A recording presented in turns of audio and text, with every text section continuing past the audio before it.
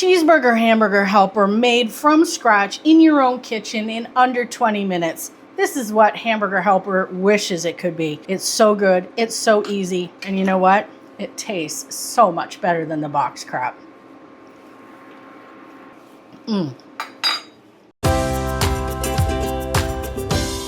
Hey guys, I'm Chef Jen. Welcome to my kitchen where today I'm going to show you how to make a jazzed up version of Hamburger Helper. I've been cooking in professional kitchens for years. I'm a little retired now, but I used to cook in professional kitchens. And this Hamburger Helper recipe is the stuff, regular box stuff, wish it could be. So come along with me. We're gonna make a great recipe today. And you're never gonna wanna buy the box crap again, I promise. Okay, first thing we're gonna do to make the most awesome cheeseburger hamburger helper in the world from scratch, no box. I'd throw it, but I make my kids pick up 10 things if they throw things in the house, and then I'd have to pick up 10 things, and I don't wanna do that right now. So, let's just get to it. First thing you're gonna do is you're gonna grab a big old pan, and you're gonna get it nice and hot. There are a couple tricks to making an amazing hamburger helper from scratch, no box.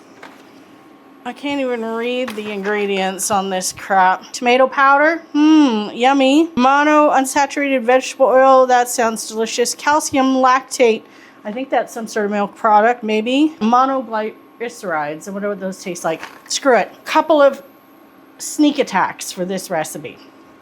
1, Maggi seasoning. Okay, before you kick me out, hear me out. This stuff is umami in a bottle. It's way better than Worcestershire sauce, way better than soy sauce, and is a natural product. It is MSG based. Sorry, I did it, but a little bit goes a super long way. We're gonna add that a little bit later. I'll show you when. Okay, pan is getting hot. Chef secret number 1. Get your beef in, let it be. I'm not going to break out in song because I can't sing. But you don't want to muck around with it because we want to get a really nice deep brown crust on the bottom. And that's 1 pound of ground beef. I am using medium today because it was on sale. So I'm probably going to have to fish out some fat, but I'm okay with that. Okay, nice and hot. Let it get brown. While that's doing its thing, I'm going to tell you about chef secret number 2, your onion. We're not using onion powder, that's for wimps. We're not using garlic powder, that's also for wimps. We are using real things, real garlic, real onion. But, have you ever eaten a hamburger helper with chunks of onion in it? Nope, not me. Although, it's been some time since I've eaten hamburger helper. I bought this for display purposes only. Maybe one of my kids will make it and eat it. Anyway, your onion, you're gonna grate it. We're gonna grate the onion on a box grater. I don't have a box grater. We're gonna grate the onion on the large holes of a grater so that it melts into the sauce super deliciously. So there's my grater. Let me move you. I'm just gonna move you just over here for a moment. You can come back in a minute. Okay, onion, large holes. No grated fingers. So go slowly and carefully.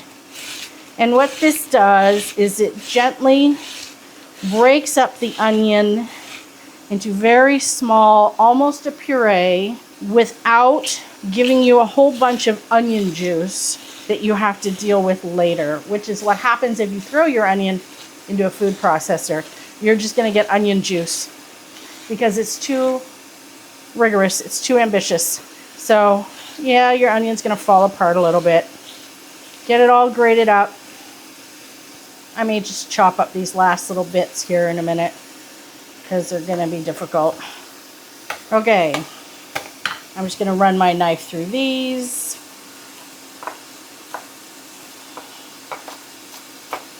I'm also not gonna chop up my fingers. Be careful because the onion gets slippery when you get the little membrane starts getting exposed.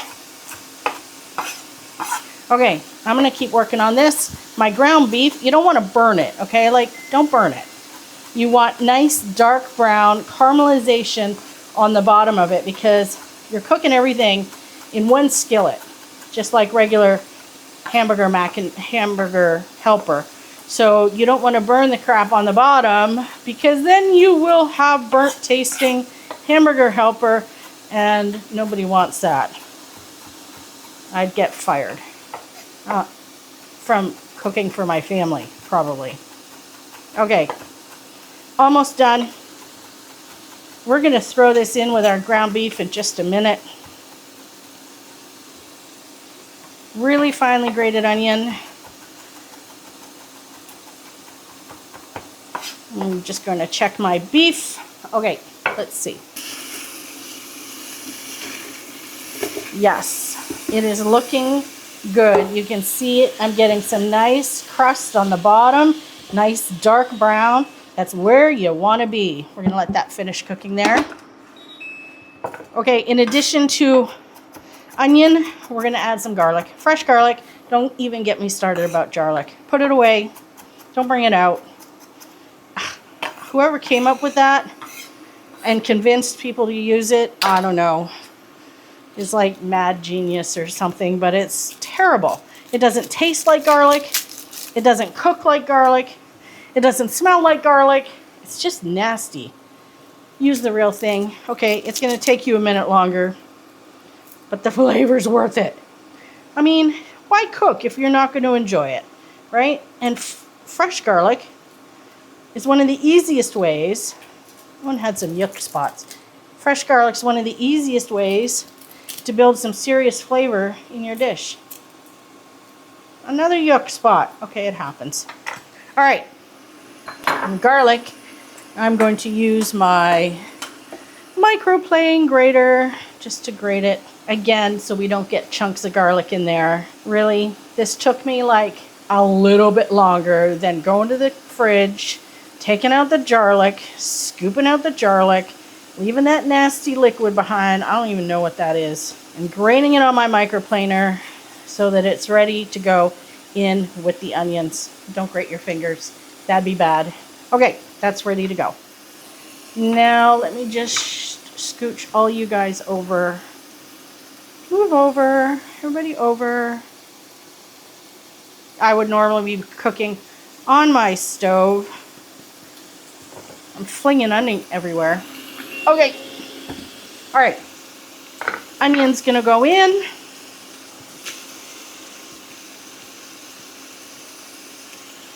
Just get all the onion into the party. Now you can stir it a little bit. Don't worry about those brown crunchy bits on the bottom. That's flavor. Let that onion start cooking. Onion, when you put it in like this, cooks very quickly. Doesn't take very long at all. Okay. Other ingredients that are going in here while that is cooking, let's talk about some of the other ingredients. The Maggi sauce, Maggi seasoning is going to go in, of course. We've got cheddar, which I'm going to grate in just a second. Cream cheese. This is the secret weapon number 2 to making amazing hamburger helper at home. Cream cheese has so much creaminess to it. It's going to lend a lovely, luxurious texture to our sauce without dumping it full of chemicals from like Velveeta and other crap like that. I mean, if you want that crap, just go back to the box. Butter. I'm not getting much oil off of my beef. Not much fat. That's good. I had the butter on standby in case I needed to add some for my onions and garlic, but I don't. Ketchup. Ketchup is the only, one of the very few processed ingredients in this, but it's cheeseburger hamburger helper. So we have mustard too. And Worcestershire sauce and Maggi seasoning. Okay, cheeses are going to go in near the end. We're building our sauce. I'm going to put in the garlic. See how it all stuck to the bottom like that?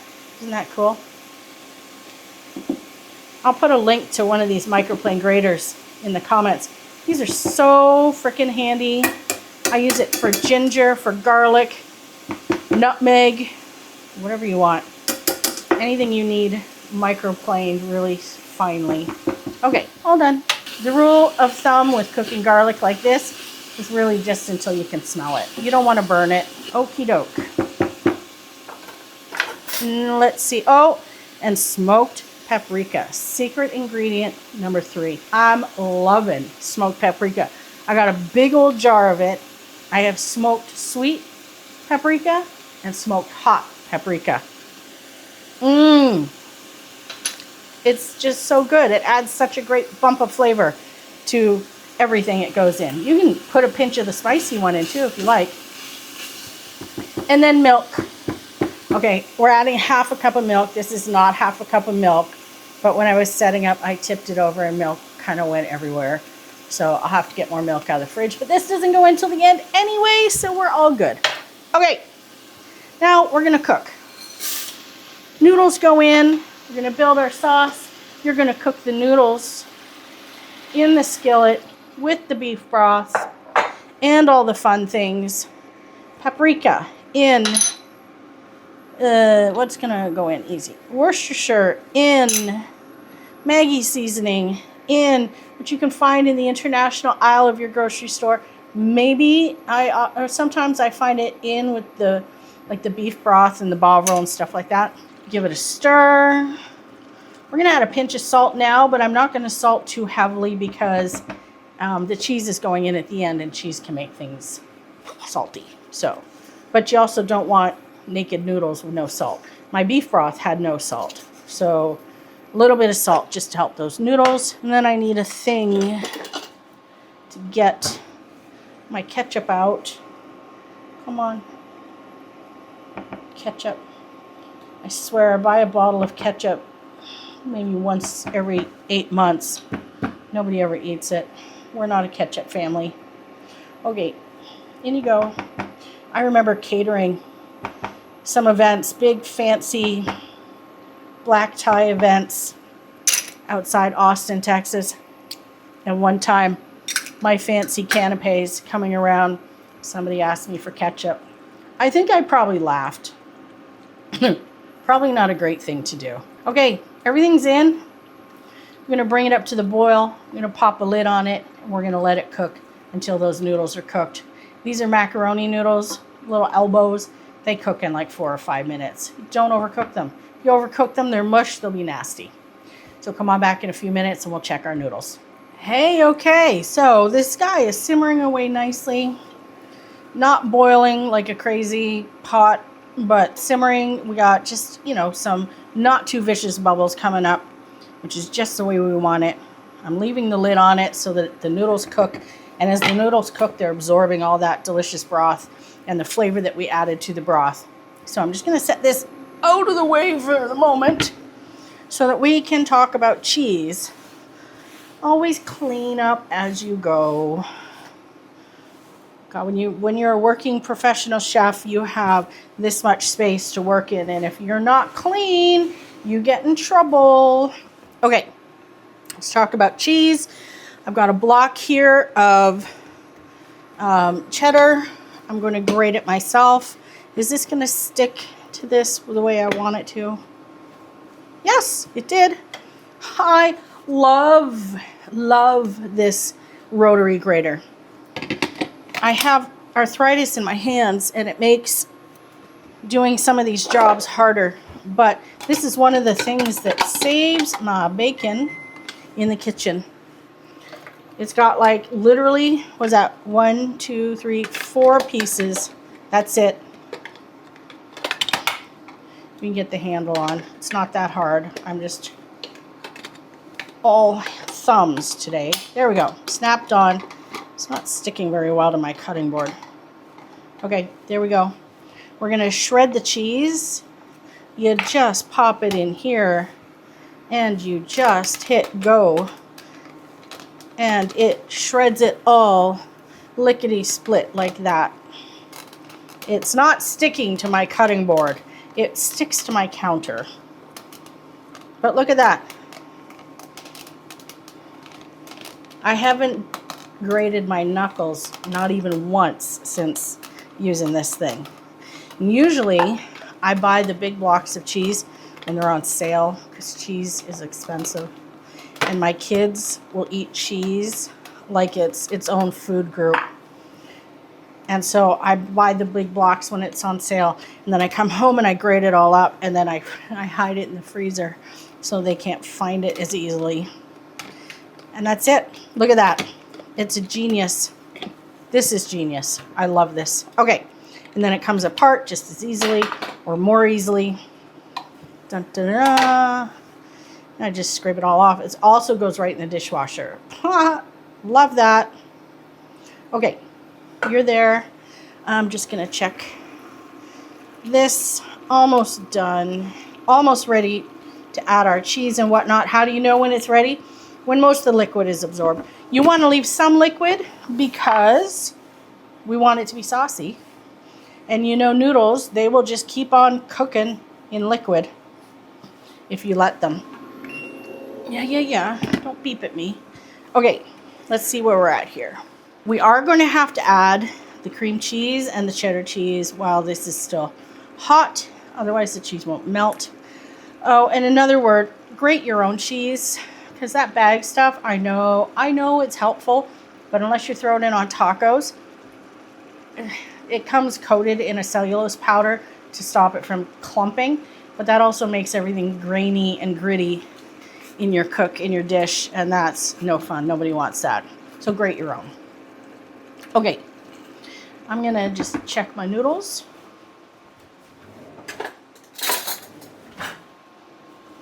Let's see.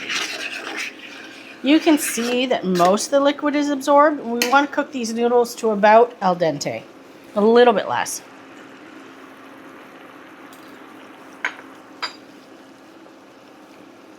That would be now. Off you go. We're going to add the cream cheese to melt in there. Just cut it up into a couple big chunks so it melts evenly. All right, mix it all in. That's going to make this so nice and creamy. No chemicals, no magic hacks, no funny thickeners, nothing. Going to add the cheddar. Don't add your cheese when your stuff is still boiling because your cheese could break, which means it sort of separates into a slimy, I don't know, greasy, the oils come out of it, it loses its, and it just, bleh. Don't do it. Just trust me, don't do it. Almost done. Okay, and then at the end, the milk that I spilled, I have since replenished. Just mash up that cream cheese if you still see clumps of it lying around. Here we go, almost done. And some milk. So don't just blindly add, I tell you, half a cup. Don't just blindly add that because you don't want it to be soup. You want it to be nice and creamy, but depending on how much liquid you let your noodles absorb, see, I used about half of that, so about 1/4 cup in this. All right, last chunk of cream cheese. That, guys, is it. Hamburger helper the way it wants to be. If it could grow up and be a real dish, this is what it would be. And this is like on the table in under 20 minutes. Gotta love that.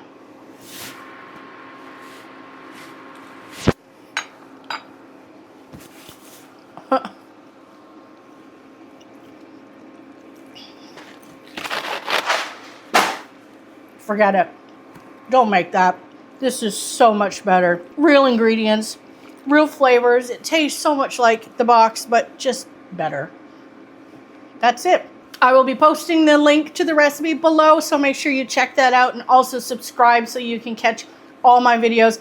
I don't know what I'm cooking up next. I don't have anything planned just yet, but I'm working on it so I can bring you more great recipes, real food, a real chef. This is cooking the way it can be in your home too.